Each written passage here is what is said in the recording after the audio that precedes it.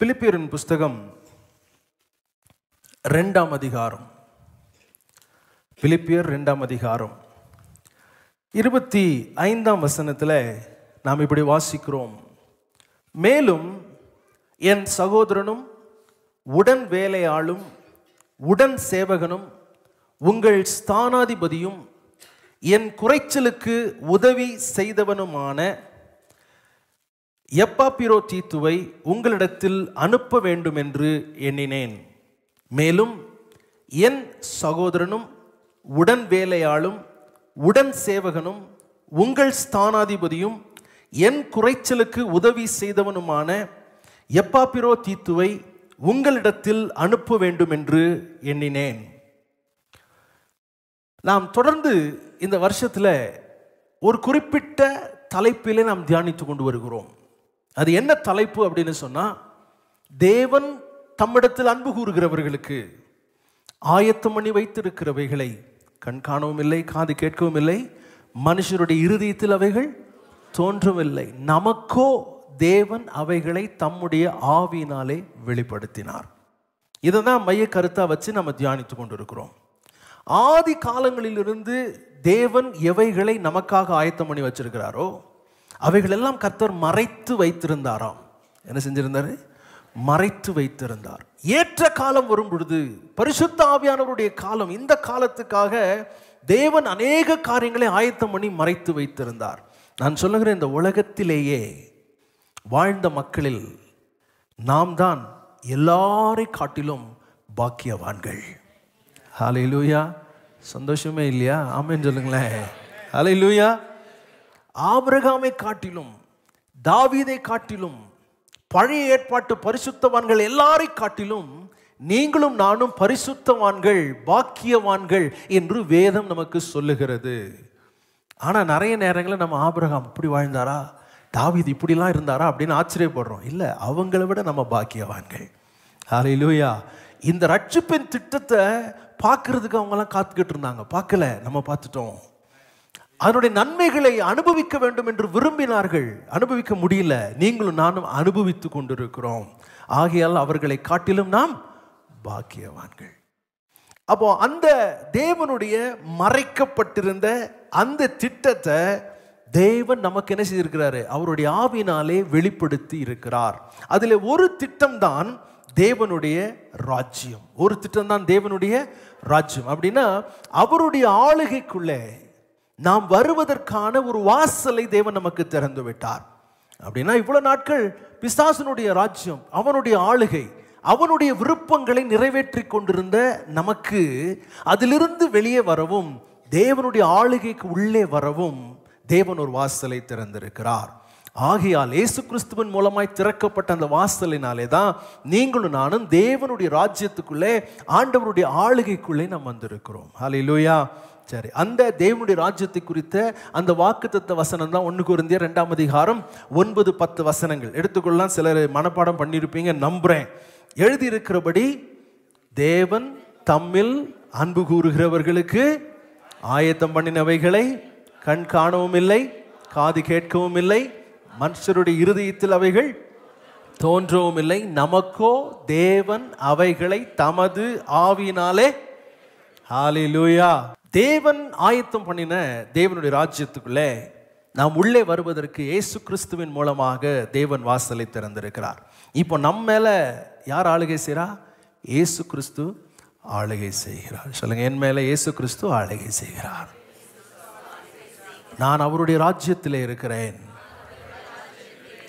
அப்ப இந்த ராஜ்யத்துக்குள்ளே நாம் வரும் பொழுது 3 நிலைகள், முதல் 3 நிலைகளை உங்களுக்கு சொல்ல ஆரம்பித்தேன். முதலாவது என்னன்னா, குழந்தை என்ற ஒரு நிலையில தான் ராஜ்யத்துக்குள்ளே நம்ம பிறக்கிறோம்.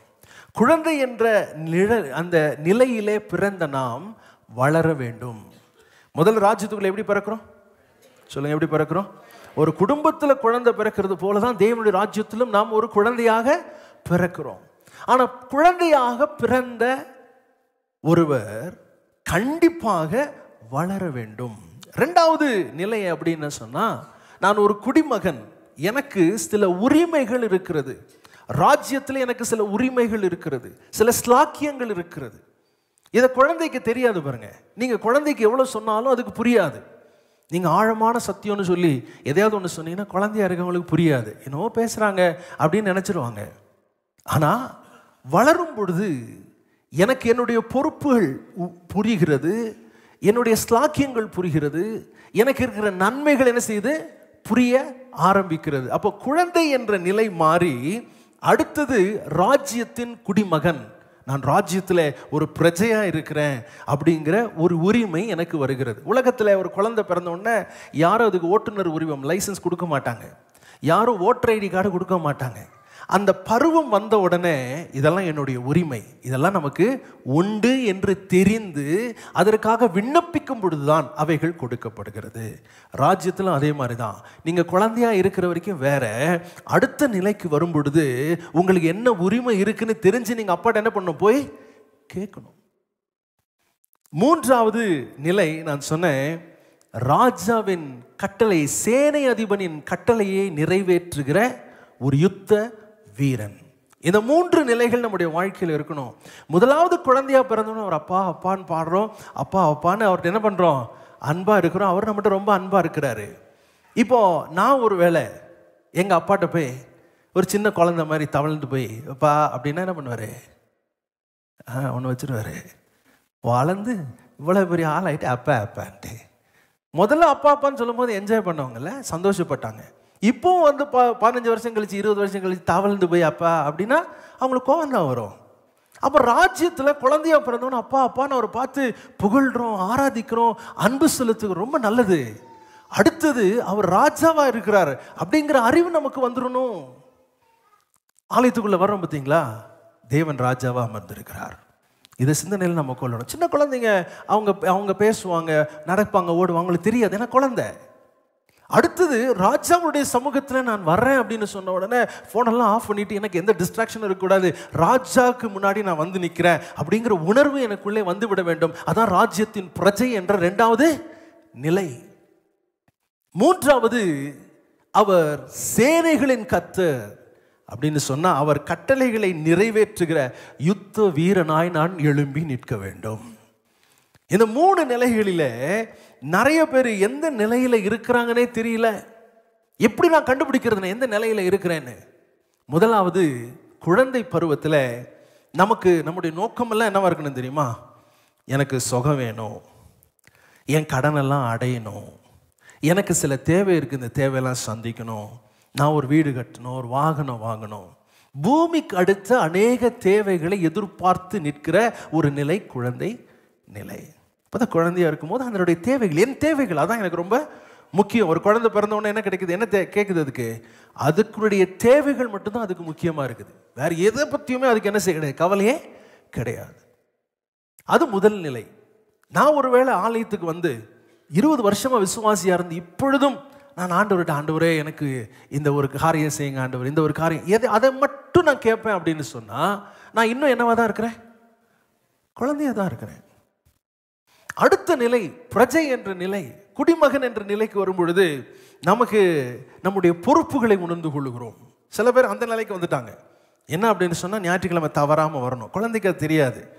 குழந்தை என்ன செய்யும், வேலை வச்சுட்டாங்க இன்னைக்கு வர முடியல அப்படின்னு சொல்லிடுவோம். எனக்கு உடம்பு சரியில்லை அப்படின்னு சொல்லும் பாருங்க. நிறைய பேர் வந்து சொல்லுவாங்க, என்ன ஞாயிற்றுக்கிழமை வரல, ஏன் ஆலயத்துக்கு வரல அப்படின்னு சொன்னால், ஐயோ எனக்கு ரொம்ப உடம்புக்கு முடியலை அப்படின்னு சொல்லுவாங்க. நான் கூப்பிட்ட திங்கக்கிழமையாக தான் இருக்கும் பாருங்க. ஏன்னா ஞாயிற்றுக்கிழமை வரல, என்ன திங்கக்கிழமை கூப்பிட்டா அப்போ இன்னைக்கு வேலைக்கு போகலையா, லீவ் போட்டிங்களா? இல்லை இன்னைக்கு காலையிலேயே என்ன ஆயிடுச்சு, சரியாயிடுச்சு, இன்னைக்கு காலையிலேயே சரியாயிடுச்சு. அப்போ குழந்தை பருவம், அவங்களுடைய பொறுப்புகளை இன்னும் அறியாத ஒரு நிலை. அடுத்து வளர்ந்து வந்த பிறகு அவங்க என்ன செய்வாங்க தெரியுமா, ஒரு வேலை வந்துடுச்சு, இன்னைக்கு வர முடியலன்னா முன்கூட்டியே சொல்லுவாங்க, இன்னைக்கு என்னால் ஆராதனைக்கு என்ன செய்ய முடியலை, வர முடியலை, இல்லை கோயம்புத்தூர் போயிட்டேன், வேற ஒரு வேலையை வேற ஒரு ஊருக்கு போயிட்டேன், அங்கே நான் ஆராதனையில் கலந்து கொண்டேன் அப்படின்னு சொல்றதான் அடுத்த நிலை. பொறுப்புகளை உணர்ந்த நிலை இரண்டாவது நிலை. எனக்கு என்ன பொறுப்பு இருக்கு அப்படிங்கிறத நான் உணர்ந்து செயல்படுகிற ஒரு நிலை. பிள்ளைகளை சரியா அனுப்புவாங்க படிக்க வைக்கிறதுக்கு. மாலை நேரத்தில் இவ்வளோ பிரயாசப்படுறாங்களே, என் பிள்ளைகள் கண்டிப்பாக போகணும், என்னானாலும் பரவாயில்ல என் பிள்ளைகளை கொண்டு போய் விடணும். 10-12 வந்துருச்சுன்னா பெற்றோர் பிள்ளைகளுக்கு எவ்வளோ பிரயாசப்படுறோம்ல, இப்படியாவது நல்லா படிக்கணும் அப்படின்னு. ஆனால் வார்த்தைக்கு அதான் ராஜ்யத்திலே பொறுப்பை உணர்ந்தவர்கள் என்ன செய்வாங்கன்னா அவங்களுடைய பொறுப்பையும் நிறைவேற்றுவார்கள், பிள்ளைகளையும் சரியான பாதையில் அவங்க என்ன பண்ணுவாங்க, நடத்துவாங்க. என்ன வந்தாலும் பரவாயில்ல, என் பிள்ளை போகணும், படிக்கணும், வசனத்தில் தேரணும், ஒரு காரியத்தை கற்றுக்கொள்ளணும் என்ற உணர்வு பெற்றோருக்கு என்ன ஆயிரும், உண்டாயிரும். அதுதான் பொறுப்புகளை உணர்ந்த நிலை.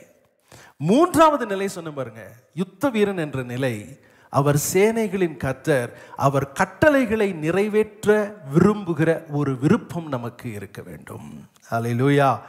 அந்த நிலை வரும்பொழுது அவங்க என்ன செய்வாங்க தெரியுமா, மற்றவங்களுக்கு போய் சுவிசேஷம் சொல்ல ஆரம்பிப்பாங்க, மற்றவங்களை தேடி போவாங்க, கஷ்டப்படுறவங்களை தேடி போவாங்க, மற்றவங்க வீட்டில் போய் ஜெபம் பண்ணுவாங்க, வியாதிப்பட்டவங்களுக்காக போய் என்ன செய்வாங்க, ஜெபம் பண்ணுவாங்க. இதுதான் யுத்த வீரன் என்ற ஒரு நிலை.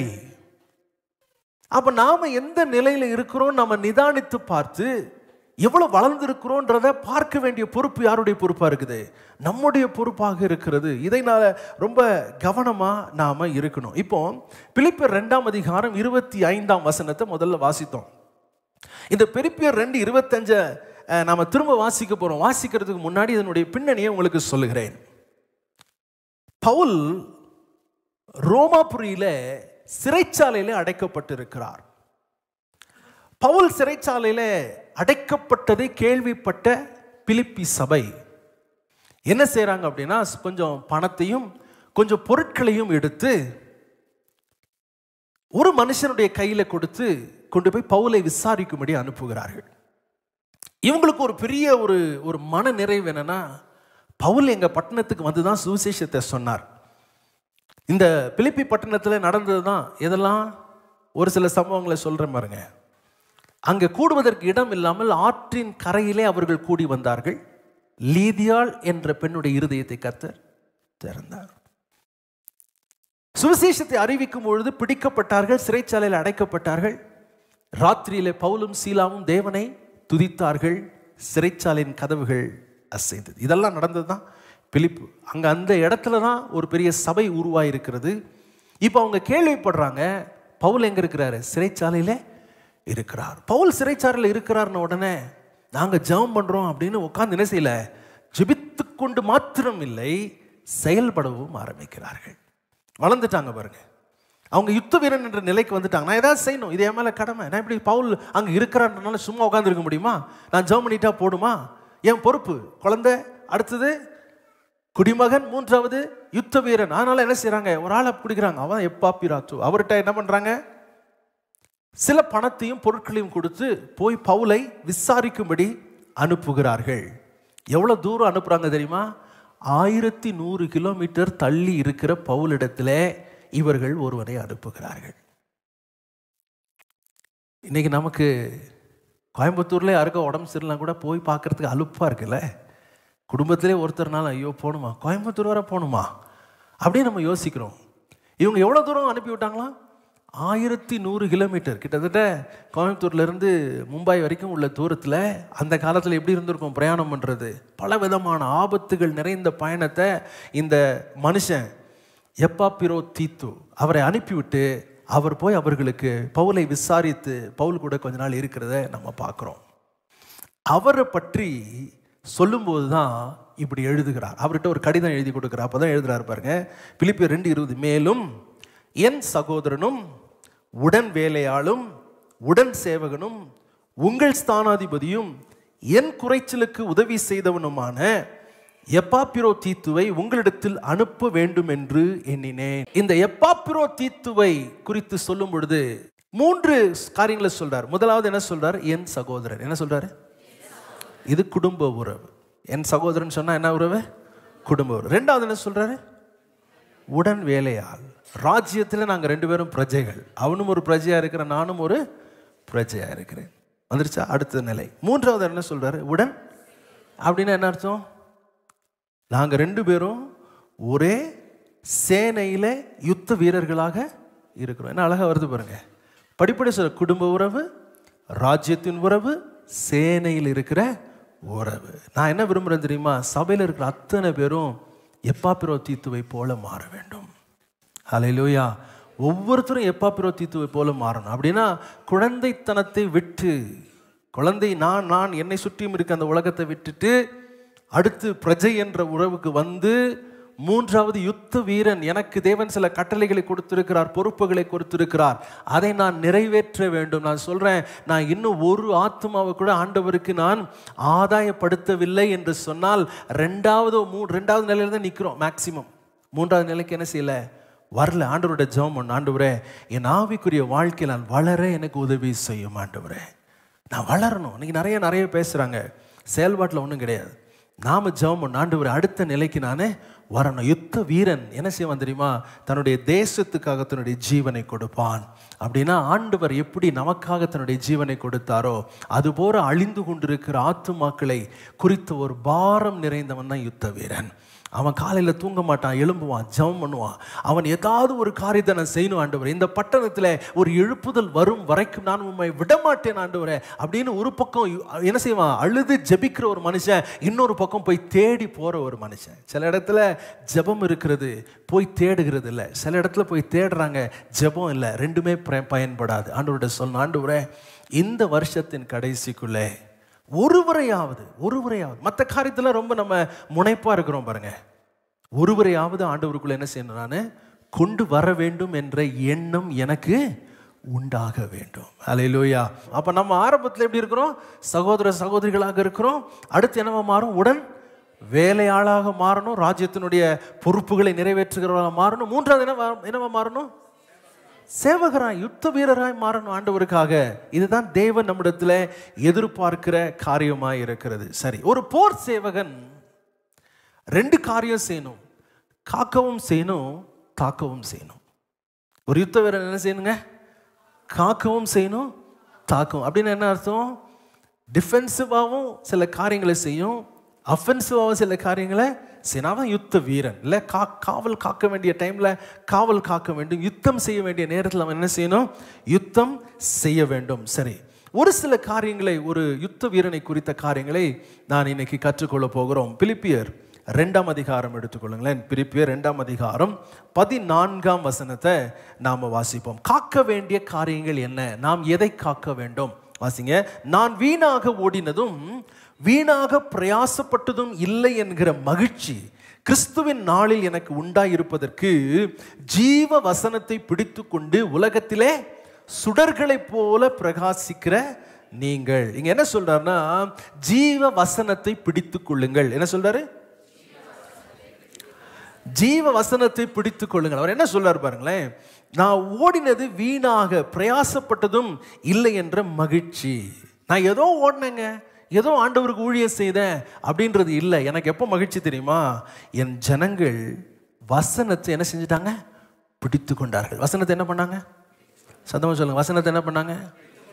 இன்னைக்கு பாருங்க, நல்லா ஆராதிக்கிற சபையில் நிறைய பேர் உட்காந்துருப்பாங்க, இசை அதெல்லாம். வசனம் போதிக்கிற இடத்துல போகிறதுக்கு யோசிப்பாங்க. ஒரு பிள்ளை எப்படியே சொன்ன, நான் போன ஆலயத்துக்கு புரிய மாட்டேங்குது. ரெண்டு விஷயங்கள் இருக்குது. ஒன்று, புரிகிற மாதிரி போதிக்கணும், புரிகிற மாதிரி போதிச்சாலும் கேட்குற மாதிரி கேட்கணும். அப்போதான் போதிக்கிறது என்ன செய்யும், புரியும். இன்னைக்கு மக்கள் வரமாட்டேங்கிறாங்க, வசனத்தை கேட்க வரமாட்டேங்கிறாங்களே, என்ன செய்ய வேண்டியிருக்குது, சபைகள் காசு கொடுத்து இன்ஸ்ட்ருமெண்ட் வாசிக்கிறவங்கள கொண்டு வர வேண்டியிருக்குது, லைட்லாம் போட வேண்டியிருக்குது. லைட்டெல்லாம் வரமாட்டேங்கிறாங்க. என்னங்க, கல் வெறும் கல்லாக இருக்குது, பின்னாடி 4 கலர் லைட்டு போடுங்க, அப்போ தான் எப்படி இருக்கும், நல்லா இருக்கும். மக்களை கொஞ்சம் உற்சாகப்படுத்தி 2 விசில் அடிக்க சொல்லுங்க. நீங்கள் என்னங்க, நீங்கள் பழைய காலத்திலேயே உட்காந்துருக்கிற மாதிரி உட்காந்துருக்கிறீங்க. மக்களை கவர்வதற்கு இதெல்லாம் செய்ய வேண்டி இருக்கிறது. என்ன காரணம் தெரியுமா, வார்த்தை இல்லை என்று சொன்னால் இந்த ஜோடனையெல்லாம் செய்ய வேண்டிய அவசியம் நமக்கு ஏற்படுகிறது. ஆனால் பவுல் சொல்றாரு, நான் ஓடுனதனுடைய நோக்கம் நிறைவேற வேண்டும் என்றால் என் ஜனங்கள் ஜீவ வசனத்தை பிடித்து கொண்டார்கள். அப்ப எதை காத்துக்கொள்ள தெரியுமா, வசனத்தை இருதயத்திலே காத்துக்கொள்ள வேண்டும். யுத்தவனுடைய முதல் வேலை என்ன தெரியுமா, விதைக்கப்பட்ட வசனம். நான் ஏன் சொல்றேன் குறிப்பு எழுதுங்கன்னு ஏன் சொல்றேன்னா, இங்க கேட்கும் போது புரிஞ்ச மாதிரி இருக்கும், வெளியே போய் கேட்டா நம்ம கொஞ்சம் யோசிப்போம். நல்லா சொன்னாரு, என்ன சொன்னாருன்னா தெரியல. எழுதணும், திரும்ப திரும்ப அதை கேட்கணும். நீங்கள் கேட்ட இந்த வசனத்தை அடுத்த வாரம் உங்களுக்கு ஞாயிற்றுக்கிழமை யூடியூப்பில் ரொம்ப சிரத்தை எடுத்து தான் போடுறோம், நிறைய நேரம் செலவு பண்ணி தான் போடுறோம். கேளுங்க, என்ன சொன்னாங்க? இந்த வார்த்தை எனக்குள்ள வேலை செய்தா, இந்த வசனம் இந்த இருதயமாகி நல்ல நிலத்துல விழுந்திருக்குதா, இது கனி கொடுக்குதா அப்படின்னு நீங்க பார்த்தீங்கன்னா, நான் திட்டவட்டமாக சொல்ல முடியும், உங்களுடைய வாழ்க்கை இப்படி இருக்கிறது, இப்பொழுது இருக்கிறது போல இருக்காது, கண்டிப்பாக மாறும். ஆமென். குழந்தைகள், குடிமக்கள், யுத்த வீரர்கள். அப்போ யுத்த வீரனுடைய வேலை ஒன்று காக்கணும். எதை காக்கணும் தெரியுமா? உன்னுடைய இருதயத்தில் விதைக்கப்பட்ட வசனத்தை காக்க வேண்டிய பொறுப்பு நம்முடைய கையில் இருக்கிறது. ஹல்லேலூயா.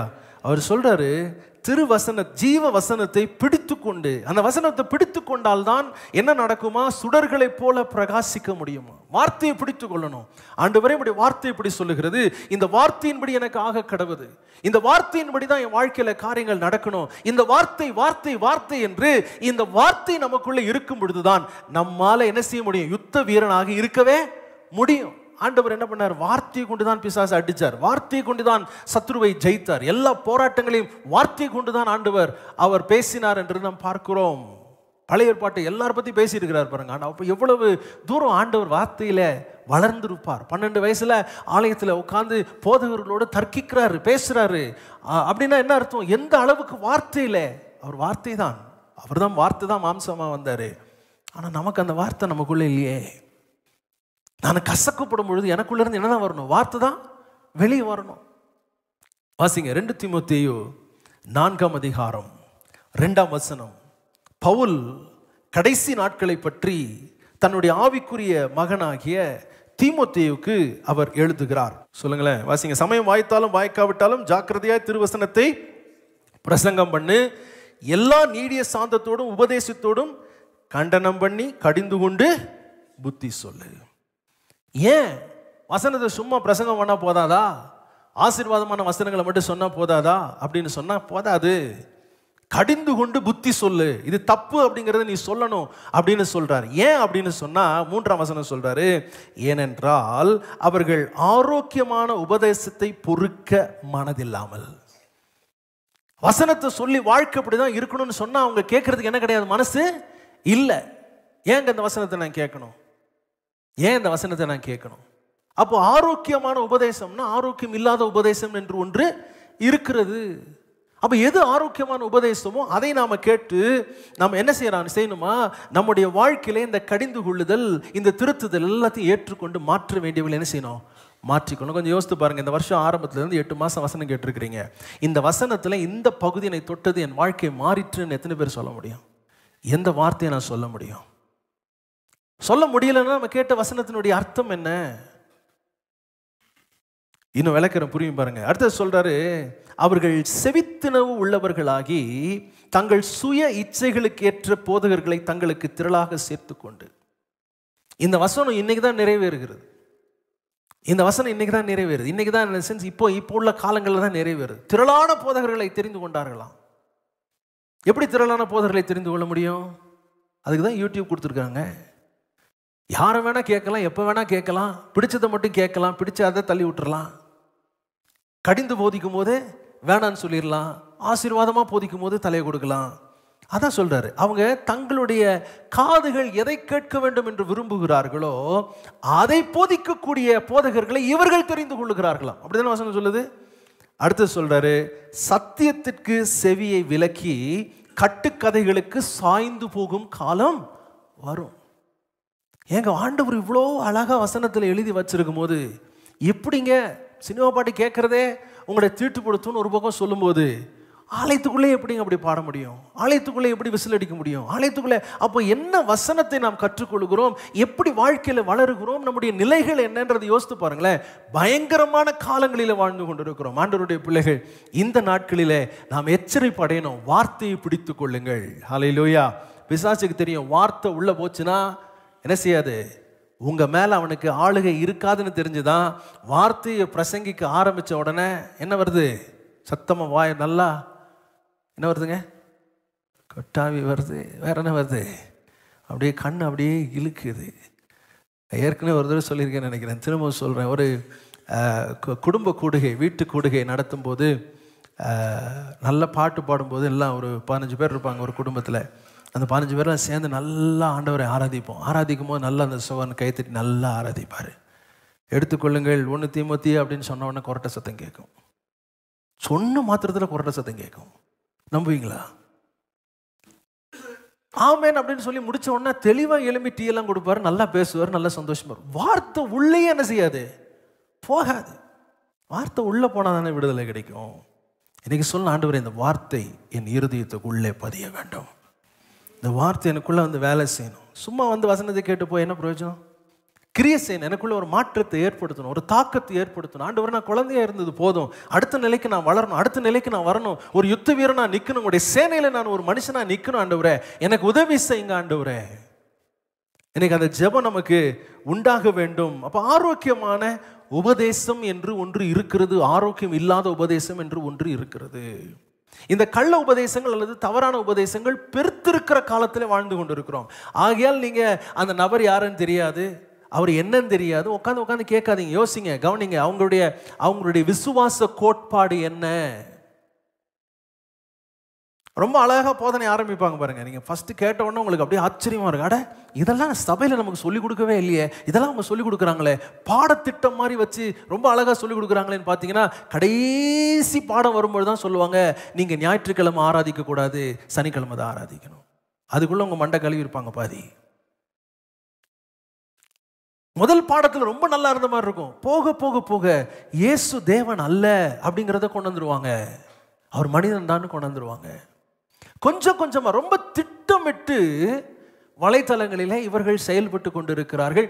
நிறைய விசுவாசிகள் தங்களுடைய விசுவாசத்தை இழப்பதற்கு இது ஒரு காரணமாக இருக்கிறது.